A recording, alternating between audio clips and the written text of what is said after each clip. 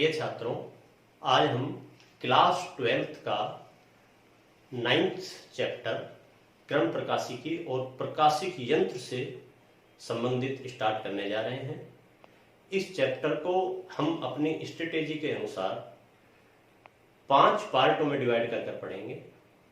प्रथम पार्ट प्रकाश के परावर्तन से संबंधित होगा। दूसरा पार्ट प्रकाश का समतल पृष्ठों पर अपवर्तन। तीसरा पार्ट प्रकाश का गोलीय पृष्ठों पर अपवर्तन।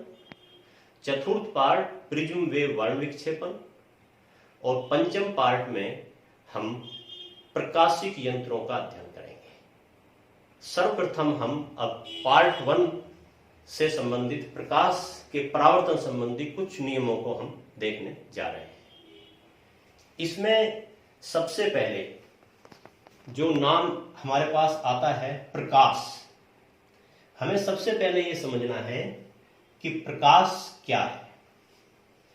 प्रकाश वास्तविक रूप में 4000 एंगस्ट्रॉम से 7500 एंगस्ट्रॉम, दैट इज 400 नैनोमीटर से 750 नैनोमीटर तरंगदैर्घ्य परास के बीच आने वाले वैद्युत चुंबकीय विकिरण है जो हमारी आंख में प्रवेश कर दृष्टि संवेदना उत्पन्न करते हैं। जब किसी भी प्रकाश स्रोत से उत्सर्जित प्रकाश, अर्थात जो तरंगदैर्घ्य परास बताई है अभी मैंने, एक प्रकार से ये वैद्युत चुंबकीय विकिरण है और एक निश्चित तरंगदैर्घ्य परास के वैद्युत चुंबकीय विकिरणों को ही हमने प्रकाश नाम दिया है। जब किसी प्रकाश स्रोत से उत्सर्जित प्रकाश या फिर वस्तु से परावर्तित प्रकाश हमारी आंख में प्रवेश करता है तो ये विकिरण, इस तरंगदैर्घ्य परास के अंतर्गत आने वाले विकिरण हमें उस वस्तु के दृष्टिगोचर होने में सहायक होते हैं, अर्थात वो दृश्य संवेदना उत्पन्न करते हैं। यहां पर सबसे पहले आप अच्छी तरह समझ लें कि या तो प्रकाश स्रोत से उत्सर्जित प्रकाश हमारी आंख में प्रवेश करेगा तब वो वस्तु दिखाई देगी हमें, या फिर प्रकाश स्रोत से उत्सर्जित प्रकाश जब किसी वस्तु से परावर्तित होकर हमारी आंख में प्रवेश करेगा तब वो वस्तु हमें दिखाई देगी।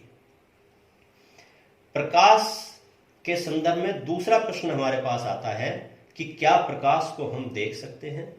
तो उसका उत्तर आपको आश्चर्यचकित कर देगा कि प्रकाश दृश्य नहीं है। जब भी प्रकाश किसी माध्यम में संचरित होता है तो हम उसकी अनुभूति नहीं कर पाते। यदि आप ये प्रश्न करें कि हमें सूर्य से आने वाली धूप दिखाई दे रही है, अब इस प्रकार से यदि हम देखें तो ये आपको मैं स्पष्ट समझा दूं कि जो हम धूप दिखाई दे रही है वो प्रकाश जो वायुमंडल में पार्टिकल्स हैं, धूल के कण हैं और दूसरी इम्प्योरिटी के कण हैं, उनसे परावर्तित होकर प्रकाश हमारी आंख में पहुंच रहा है। इस वजह से वो हमें धूप का पोर्शन दिखाई देता है। यदि हम वायुमंडल को निकाल दें तो हमें यहां पर बिल्कुल काला, ब्लैकनेस दिखाई देगी, अंधकार दिखाई देगा। यदि आप वायुमंडल से ऊपर चले जाएं तो आपको सूर्य और तारे तो दिखाई देंगे क्योंकि उनसे उत्सर्जित प्रकाश आपकी आंख में आ रहा है, लेकिन आपको अपने चारों तरफ अंधकार दिखाई देगा क्योंकि वहां पर वातावरण नहीं है। तो इसलिए अच्छी तरह समझ लें कि प्रकाश केवल वस्तुओं के दृष्टिगोचर होने में सहायक होता है, वो सम दिखाई नहीं देता है क्योंकि वो एक प्रकार की विद्युत चुंबकीय विकिरण ही है और विद्युत चुंबकीय विकिरणों को हम नहीं देख सकते। दूसरा, आपको इस चैप्टर का अध्ययन करते समय समझना पड़ेगा कि प्रकाश किरण क्या है, जो हम बार बार नाम लेंगे इसमें प्रकाश किरण। प्रकाश किरण वास्तविक रूप में प्रकाश के संचरण की दिशा है। प्रकाश एक सरल रेखीय पथ पर संचरित होता है। हम उसके संचरण की दिशा को तीर का निशान लगाकर प्रदर्शित कर सकते हैं और उसे ही हम यहाँ पर प्रकाश किरण कहते हैं। दूसरा इसमें नाम आता है प्रकाश पुंज। प्रकाश पुंज प्रकाश किरणों का समूह होता है, अर्थात उसमें एक से अधिक प्रकाश किरणें होंगी। प्रकाश पुंज 3 प्रकार के हम अध्ययन करेंगे। एक समांतर प्रकाश पुंज जिसमें सभी प्रकाश किरणें एक दूसरे के समानांतर होगी। एक प्रकाश पुंज अभिसारित किरणपुंज होगा जिसमें सभी प्रकाश किरणें एक दूसरे के पास आ रही होंगी, और एक होगा अपसारित प्रकाश किरणपुंज जिसमें सभी प्रकाश किरणें एक दूसरे से दूर जा रही होंगी। अब इससे आगे हम देखते हैं कि जब प्रकाश किसी पृष्ठ पर आपतित होता है तो कितने प्रकार की अनोन्य क्रियाएं संभावित होती हैं। यहां पर बहुत आप आसानी से उत्तर दे सकते हैं कि जब भी प्रकाश किसी पृष्ठ पर आपतित होगा तो 3 प्रकार की अनोन्य क्रियाएं संभावित हैं। उसका कुछ भाग प्रकाश का अवशोषित हो सकता है, कुछ भाग उस पृष्ठ से परावर्तित हो सकता है, और कुछ भाग पृष्ठ के दूसरी ओर ट्रांसमिटेड पारगमित हो सकता है। यदि किसी पृष्ठ पर कुल आपतित प्रकाश Q है, अवशोषित भाग QA है, अवशोषित परावर्तित भाग QR है और पारगमित भाग QT है, तो अवशोषित, परावर्तित और पारगमित भाग तीनों का योग कुल आपतित प्रकाश के बराबर होगा। यहां पर यदि हम कुल आपतित प्रकाश से इस समीकरण को डिवाइड करें तो हमारे पास एक समीकरण प्राप्त होती है, अवशोषित भाग बटे कुल आपतित भाग, परावर्तित भाग बटे कुल आपतित भाग, ट्रांसमिटेड दैट इज पारगमित भाग बटे कुल आपतित भाग। इन्हें हम क्रम से अवशोषण गुणांक, परावर्तन गुणांक और पारगमन गुणांक कहते हैं। यदि किसी पृष्ठ के लिए परावर्तन गुणांक का मान 1 है तो निश्चित है कि वो अपने ऊपर आपतित संपूर्ण प्रकाश का परावर्तन कर देता है। ऐसे पृष्ठ को हम पूर्ण परावर्तक पृष्ठ कहते हैं, और ऐसे पृष्ठ के लिए शेष दोनों गुणांकों का मान 0 होगा।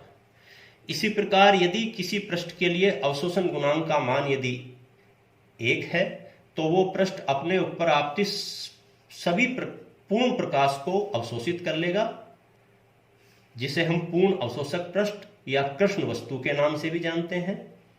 निश्चित ही ऐसे पृष्ठ के लिए शेष दोनों गुणांकों का मान 0 होगा। यदि किसी पृष्ठ के लिए पारगमन गुणांक का मान 1 है तो हम उसे पूर्ण पारदर्शी पृष्ठ कहते हैं।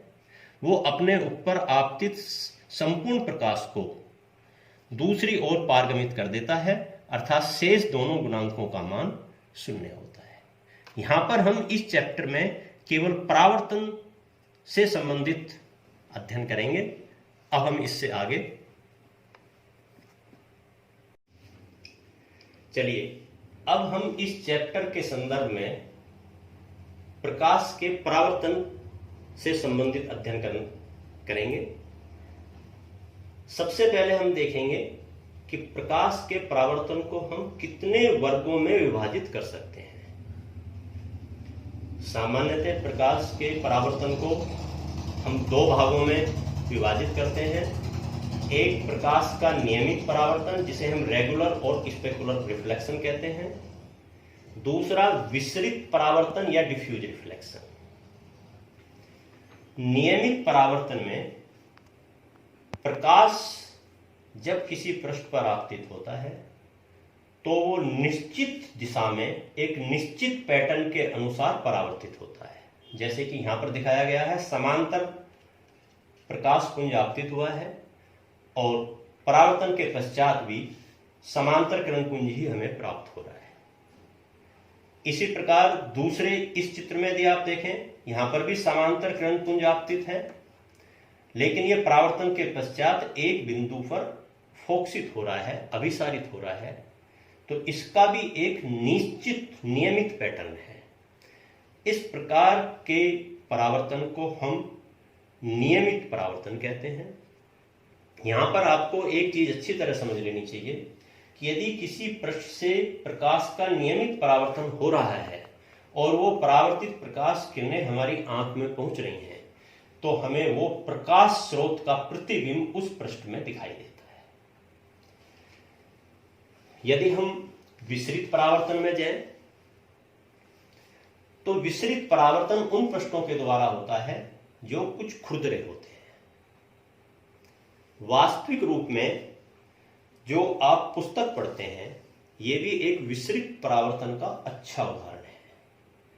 आप ये अनुमान ना लगाएं कि पुस्तक का जो पृष्ठ है वो चिकना है, एक समान समतल है। इसके अंदर जो खुरदरापन है, जो इरेगुलरिटीज हैं, वो परमाणुविक दूरी की कोटि की होती हैं और प्रकाश का तरंगदैर्घ्य भी उसी कोटि का होता है। इसलिए जब किसी कागज पर प्रकाश आपतित होता है तो उस विसरित परावर्तन होता है। विसरित परावर्तन में परावर्तन के पश्चात प्रकाश सभी संभव दिशाओं में छितरता है, जिसे हम छितरना कहेंगे, डिफ्यूज कहेंगे, या इसको हम कई अनेक बार स्कैटरिंग, प्रकीर्णन भी कह देते हैं। विसरित परावर्तन के पश्चात प्रकाश सभी संभव दिशाओं में जाता है और इसीलिए जब हम पुस्तक पढ़ते हैं तो किसी भी कोण से हम पुस्तक को रख कर पढ़ सकते हैं, क्योंकि जिस भी एंगल पर हम अपनी आंख को पुस्तक के पृष्ठ के सापेक्ष रखेंगे तो हमें उसके अक्षर दिखाई देंगे।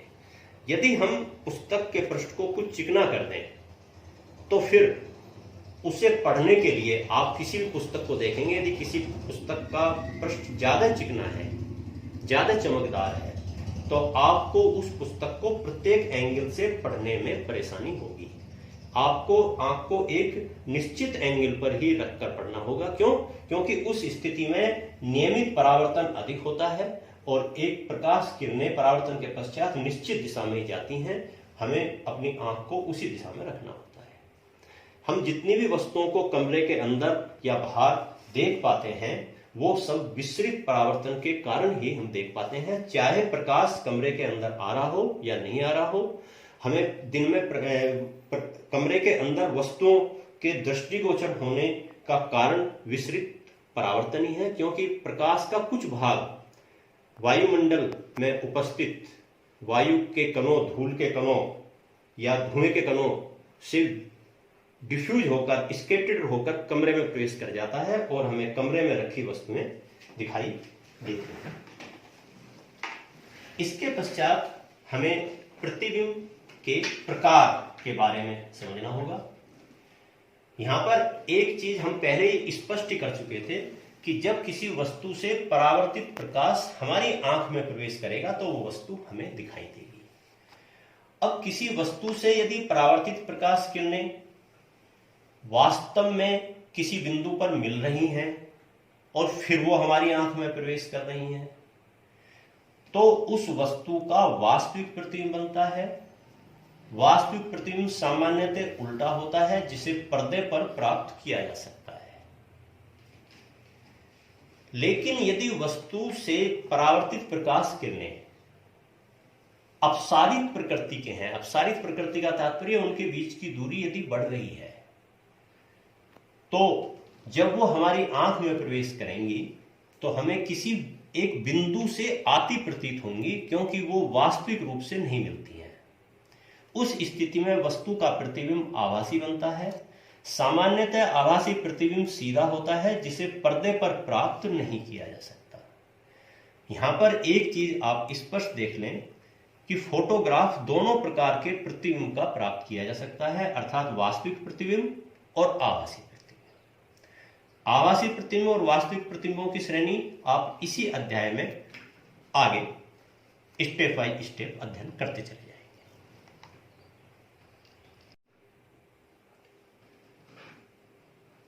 अब हम इस अध्याय में, जैसे कि अभी हमने शुरू में बताया था कि प्रकाश के परावर्तन से संबंधित अध्ययन करने जा रहे हैं और उसके लिए परावर्तक पृष्ठ के द्वारा प्रकाश का लगभग पूर्ण परावर्तन होना चाहिए।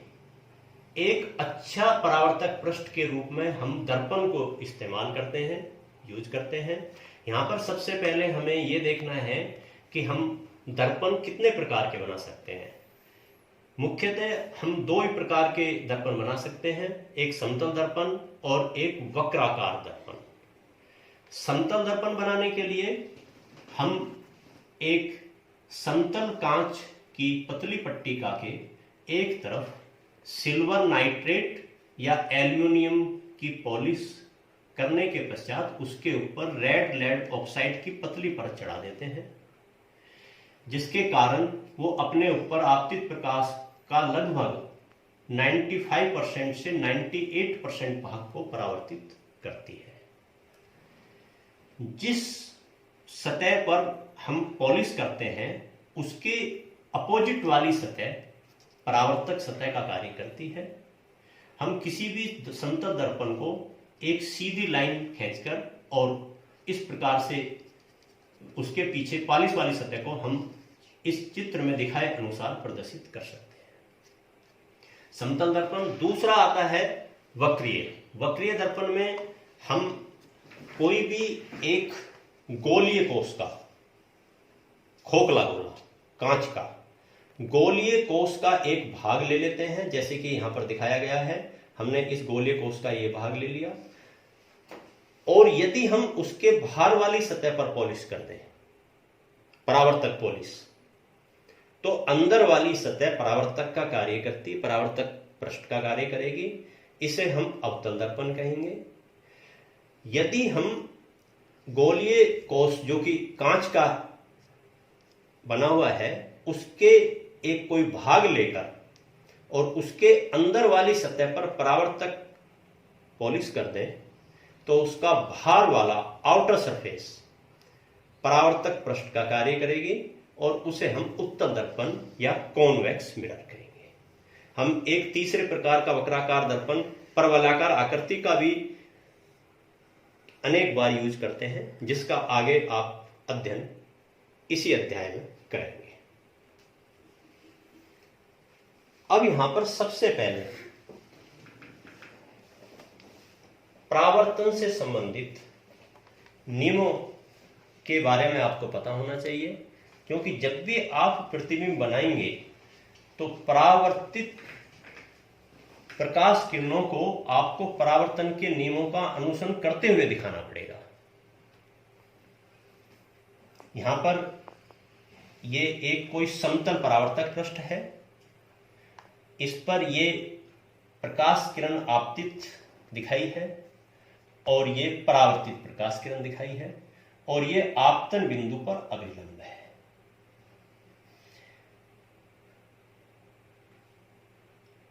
अभिलंब और आपतित प्रकाश किरण के बीच का कोण आपतन कोण कहेंगे हम, और अभिलंब और परावर्तित प्रकाश किरण के बीच के कोण को हम परावर्तन कोण कहेंगे।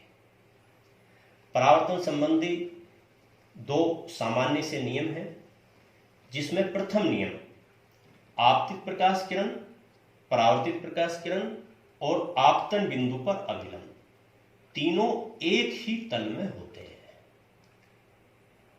इसका तात्पर्य यह है, जैसे कि यहां पर इस डायग्राम में आपतित प्रकाश किरण, परावर्तित प्रकाश किरण और अभिलंब तीनों इस पृष्ठ पर अर्थात इसी के तल में बनाए हुए हैं। आप यदि कोई कॉपी पर डायग्राम बना रहे हैं तो वो जो आपका जो कागज है उसके तल में तीनों को आपको दर्शाना होगा। बिल्कुल सामान्य सा नियम है, क्योंकि इनमें से आप तल के किसी अन्य दिशा में उसको नहीं दर्शा सकते। द्वितीय नियम आपतन कोण बराबर परावर्तन कोण, अर्थात प्रकाश किरण जितने अभिलंब के सापेक्ष जितने कोण पर आपतित होती है, अभिलंब के सापेक्ष उतने ही कोण पर परावर्तित हो जाती है। यहां पर हम इसको पृष्ठ सर्पी कोणों से भी समझ सकते हैं, अर्थात कोई प्रकाश किरण किसी पृष्ठ के साथ जितने डिग्री का कोण बनाते हुए आपतित होती है उतने ही डिग्री का कोण बनाते हुए परावर्तित हो जाती है, अर्थात दोनों ओर के पृष्ठ सर्पी कोण बराबर है। यहां पर आप ये अच्छी तरह समझ लें कि जो ये प्रकाश के परावर्तन संबंधित नियम हैं, ये सभी आकृति के पृष्ठों के लिए सत्य है, चाहे वो कोई समतल पृष्ठ है, चाहे वो गोलाकार पृष्ठ है, चाहे वो खुरदरा पृष्ठ है। अभी थोड़ी देर पहले हमने विसरित परावर्तन का अध्ययन किया था, जिसमें कि प्रकाश सभी संभव दिशाओं में परावर्तित होता है। तो मैं आपसे बता दूं, वहां पर भी परावर्तन के नियमों की पूर्णतया पालना होती है।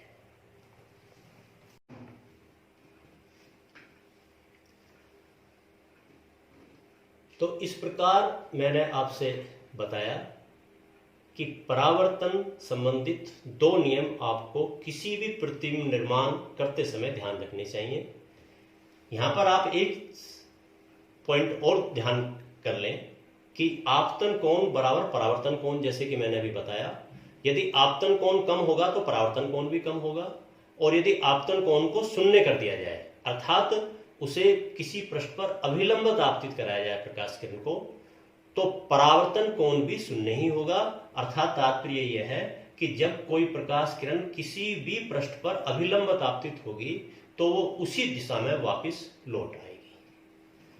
अब यहां पर हम सबसे पहले समतल दर्पण से प्रतिबिंब निर्माण देखेंगे और उसके पश्चात गोलीय दर्पण से प्रतिबिंब निर्माण देखेंगे।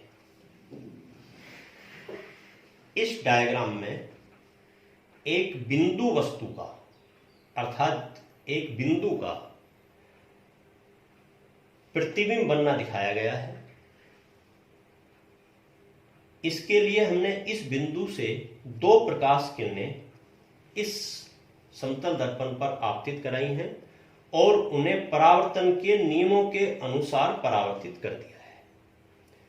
आप आपतन कोण बराबर परावर्तन कोण दर्शाते हुए अपनी स्वेच्छा से कोई भी दो प्रकाश किरणें, आवश्यक नहीं कि इसी दिशा में जिस दिशा में लिया, आप किसी अन्य दिशा में भी लेकर परावर्तित दिखा सकते हैं।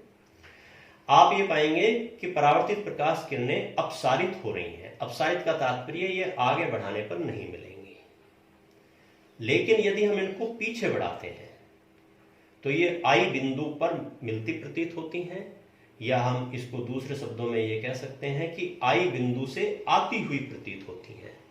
इस प्रकार इस बिंदु वस्तु का प्रतिबिंब बिंदु आई पर बनता है, जो कि आभासी है। यहां पर आप ज्यामिति से यह भी स्पष्ट कर सकते हैं कि बिंदु समतल दर्पण से जितनी दूरी पर है उतनी ही दूरी पर इसका प्रतिबिंब बनता है, अर्थात समतल दर्पण से वस्तु और प्रतिबिंब की दूरी बराबर होती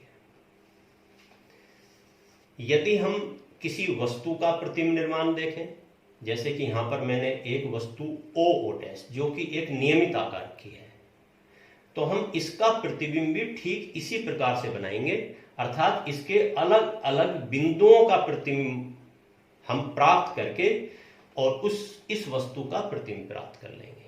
लेकिन चूंकि वो एक जटिल प्रक्रिया होगी, इसलिए मैं केवल, जैसे अभी हमने बिंदु बिंब का प्रतिबिंब बनना देखा यहां पर, इसलिए मैं केवल इस वस्तु के दो बिंदुओं, एक शीर्ष बिंदु ओ डैश और एक प्रारंभिक बिंदु ओ, इन दो बिंदुओं का बिंदु प्रतिबिंब बनाकर इस वस्तु का प्रतिबिंब प्राप्त कर रहा हूं। इसके लिए ओ डैश से दो प्रकाश किरणें हमने ली हैं। यहां पर एक प्रकाश किरण इस समतल दर्पण पर अभिलंबित आपतित हो रही है, जो वापस इसी दिशा में लौट रही है, और दूसरी प्रकाश किरण इस समतल दर्पण पर यहां पर आपतित हो रही है, जो परावर्तन के नियमों के अनुसार परावर्तित होकर फिर आगे बढ़ रही है। निश्चित है कि ये आगे बढ़ाने पर नहीं मिलेंगी, लेकिन पीछे बढ़ाने पर ये बिंदु आई डैश से आती हुई प्रतीत होंगी। इसी प्रकार हम बिंदु ओ का प्रतिबिंब आई पर प्राप्त कर सकते हैं, और इस प्रकार से वस्तु ओ डैश का आभासी प्रतिबिंब हमें आई डैश पर प्राप्त हो जाता है।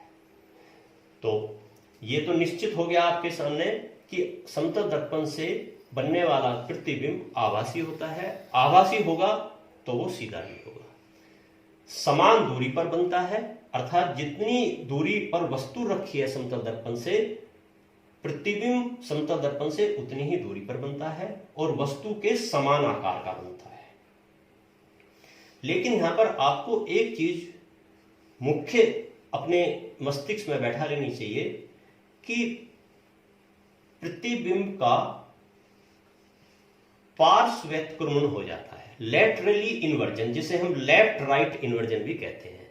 अर्थात वस्तु का जो लेफ्ट साइड है वो प्रतिबिंब में दाईं ओर पहुंच जाएगी, और जो वस्तु की राइट साइड है वो प्रतिबिंब में बाईं ओर पहुंच जाएगी। यदि आप किसी दर्पण के आगे खड़े होकर देखेंगे तो आप दर्पण में जो आपका दायां हाथ है वो दर्पण में आपका बायां हाथ दिखाई देगा। इसे आप प्रैक्टिकली रूप से भी देख सकते हैं। अंग्रेजी के 11 कैपिटल लेटर्स AHIMOTUVWXY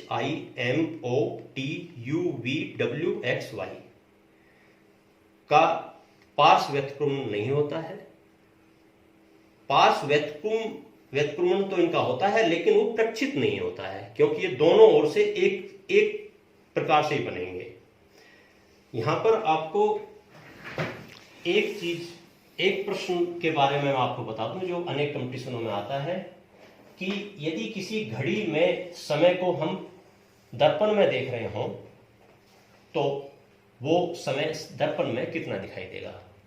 उसके लिए आप एक्सपेक्ट यदि करेंगे उस घड़ी का दर्पण में तो आपको उत्तर सहते भी मिल जाएगा, और नहीं तो आप सीधा यदि घड़ी में समय x हो रहा हो तो उसको आप 12.00 में से घटा दें और आपके पास दर्पण में प्रेक्षित समय का मान आ जाएगा।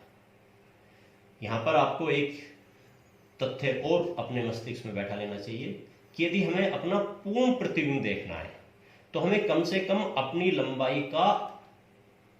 लंबाई की आधी लंबाई का दर्पण हमें चाहिए, और जो हमारे से दूरी से मुक्त है, अर्थात हम किसी भी दूरी पर रखें, हमें अपना पूर्ण प्रतिबिंब उस दर्पण में दिखाई देगा।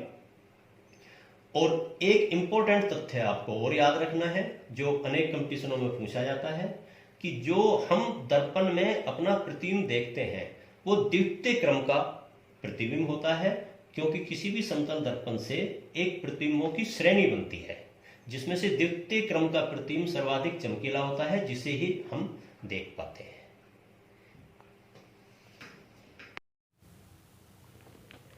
अभी हम लैटरली इन्वर्जन की बात कर रहे थे। समतल दर्पण में जो हमें प्रतिबिंब प्राप्त होता है वो पार्श्व व्यतिक्रमित अर्थात लैटरली इन्वर्टेड होता है। उदाहरणतः यहाँ पर आप एक डायग्राम देख रहे हैं जिसमें एक व्यक्ति अपना प्रतिबिंब समतल दर्पण में देख रहा है। ये आप खुद अपने आप भी स्वयं भी खड़े होकर देख सकते हैं। समतल दर्पण में दिखाई देने वाला प्रतिबिंब को थोड़ी समय के लिए यदि आप एक अन्य व्यक्ति माने तो इसमें जो उसका लेफ्ट हैंड है, आप खुद स्वयं देखेंगे कि जो आपका राइट हैंड है वो समतल दर्पण में दूसरे व्यक्ति का यदि आपको अलग करके पूछा जाए तो आप उसे उसका लेफ्ट हैंड बताएंगे। इसे कहते हैं पार्श्व व्यतिक्रमित।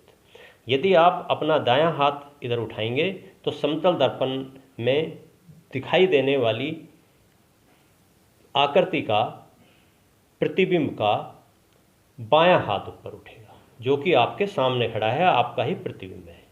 इसे हम कहते हैं लैटरली इन्वर्जन। इसी प्रकार से नीचे लैटरली इन्वर्जन के और भी उदाहरण दिखाए गए हैं। इसका सबसे अच्छा उदाहरण एक एम्बुलेंस शब्द जो लिखा हुआ होता है, हम एम्बुलेंस के सामने जो उसको पहले से ही लैटरली इन्वर्टेड करके एम्बुलेंस की स्पेलिंग लिखते हैं, जिससे उसका रीज़न ये होता है कि जब कोई बैक मिरर में उसका चित्र देखता है तो उसे उसका चित्र सीधा दिखाई देता है और उसे पढ़ने में आसानी रहती है और वो उसको रास्ता दे देता है। यहाँ पर मैं आपको बता दूँ, आज के लिए केवल समतल दर्पण से परावर्तन संबंधित और उससे प्रतिबिंब संबंधित हम नियमों को पढ़ चुके हैं, कैरेक्टरिस्टिक्स पढ़ चुके हैं। यदि आपको इससे संबंधित नोट्स देखने हैं तो इसके नीचे एक लिंक दिया हुआ है जिसमें इसकी PDF है। आप PDF को डाउनलोड करके इसका विस्तृत अध्ययन कर सकते हैं। यदि आपकी कोई समस्या है, प्रॉब्लम है, तो कमेंट बॉक्स में आप लिख सकते हैं, उस आपकी समस्या का समाधान किया जाएगा। और इसका न्यूमेरिकल पोर्शन इस चैप्टर के तीसरे लेक्चर के पश्चात हम सोल्व करेंगे।